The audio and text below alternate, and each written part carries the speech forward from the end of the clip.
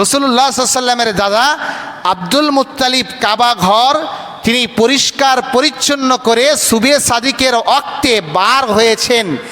আর সেই সময় যেই রাসূলুল্লাহ সাল্লাল্লাহু আলাইহি ওয়াসাল্লামের দাদা কাবা শরীফ থেকে বার হয়েছেন, সেই সময়ে রসুলের দাদার কানে এই আওয়াজ যাচ্ছে যে আব্দুল মুত্তালিবের ঘরে একটি পুত্র সন্তান জন্মগ্রহণ করেছে। তবে এই সন্তানটা সাধারণ অন্যান্য সন্তানের মতো নয়, এই সন্তানের চেহারা দিয়ে নূর বার হচ্ছে। সুবহানাল্লাহ।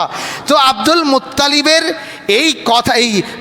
এই কথা যখন আব্দুল মুত্তালিবের কানে গেল, আব্দুল মুত্তালিব আর দেরি করেননি, দৌড়ে রাসূলুল্লাহ সাল্লাল্লাহু আলাইহি সাল্লামের মা আমিনা, ওই যে আবু কুবাইস পাহাড়ের নিচে থাকতেন, ওই ঘরে দৌড়ে গিয়ে দেখলেন যে এই ঘরে যে সন্তান ভূমিষ্ঠ হয়েছে ওই সন্তানের চেহারা এতটাই আলোকিত, এতটাই নুরানিয়াত সম্বলিত যে ওই ঘরটা যেন রাসূলুল্লাহ সাল্লাল্লাহু আলাইহি সাল্লামের চেহারার উৎকর্ষতায় চকমক করা শুরু করে দিয়েছে।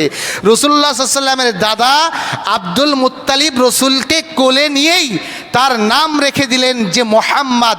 এবং কিতাবের ভিতরে এসছে যে এই মুহাম্মদ নামটা আব্দুল মুত্তালিব নিজের ইচ্ছায় রাখেননি, যেই তাকে জিজ্ঞাসা করা হলো যে এনার নাম কি রাখা যায়, রাসূলুল্লাহ সাল্লাল্লাহু আলাইহি সাল্লামের দাদা তার দুই ঠোঁট দ্বারা রসুলকে চুম্বন করছেন।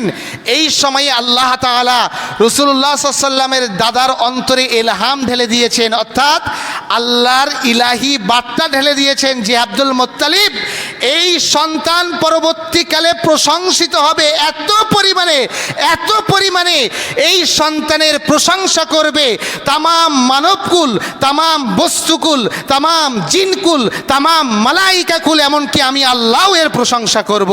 এই জন্য তার নাম রাখা হয়েছে মুহাম্মদ সাল্লাল্লাহু আলাইহি ওয়াসাল্লাম।